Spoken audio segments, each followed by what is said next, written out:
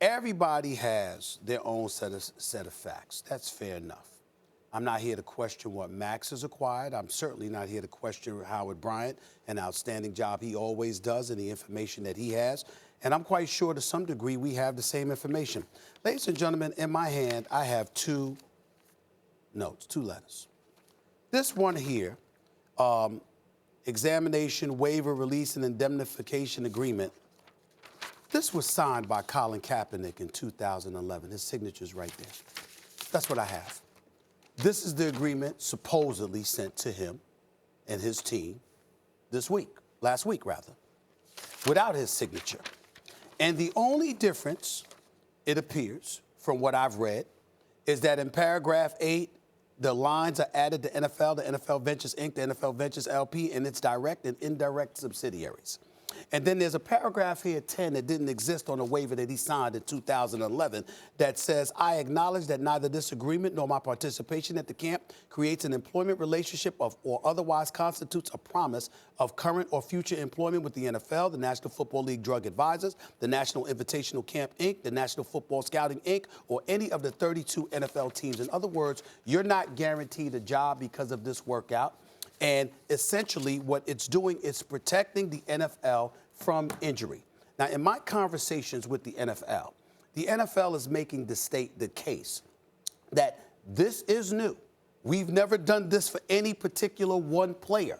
So what we did was we added that paragraph because it's strictly protection against him getting injured and therefore filing a lawsuit against us for workers' compensation and things of that nature. He would still feel free. He would still have the freedom to pursue a lawsuit or whatever the case may be for something that's non-injury related if you have a beef with the NFL. That is the NFL's position. I have not heard from Colin Kaepernick's people, which I find very interesting, Max Kellerman, because I had heard from them all the time. I have texts spanning 2 months plus from Colin Kaepernick's people, but the day leading up to the workout and the immediate aftermath of the workout, I haven't heard from a soul. That's point number 2. Point number 3, when I sit up there, and I sat here yesterday, and I spoke about how his points are eradicated, I'm not talking about the kneeling.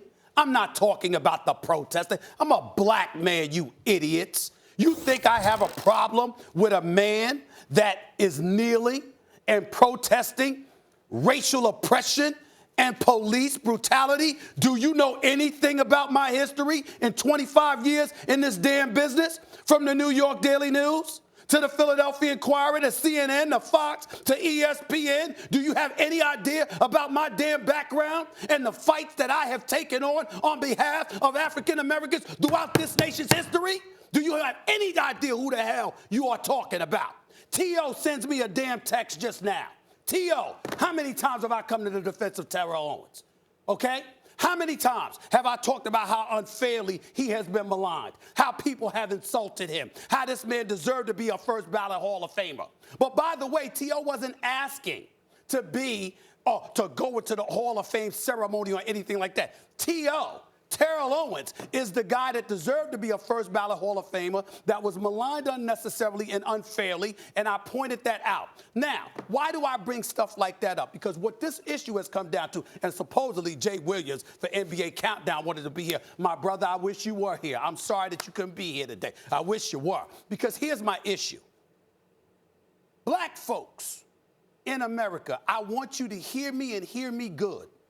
When I pointed out that Colin Kaepernick's actions on Saturday eradicated anything, I wasn't talking about the kneeling. I wasn't talking about the protesting.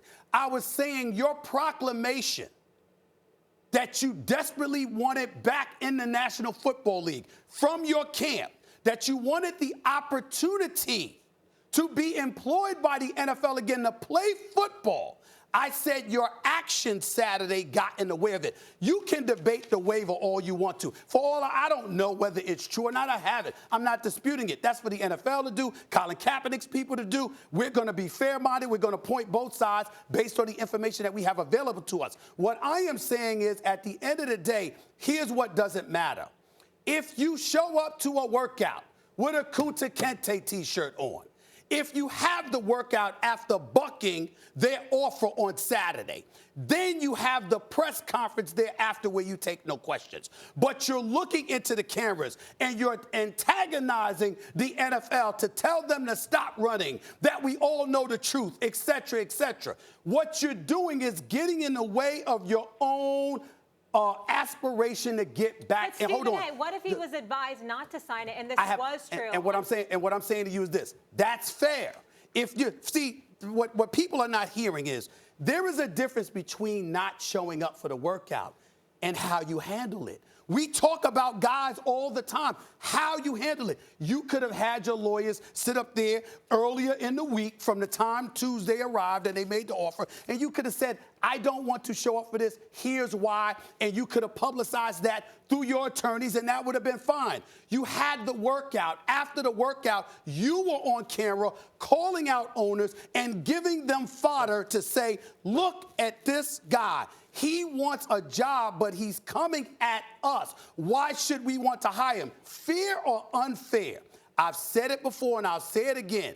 When white folks catch a cold, black folks catch pneumonia. It's twice, if not even more difficult for us. We know that. We know how unfair it is. But if you want the job, you have to guard against that. He elected not to do so, so why be surprised by this? We talked about this point. That's my point. We talked about this point yesterday.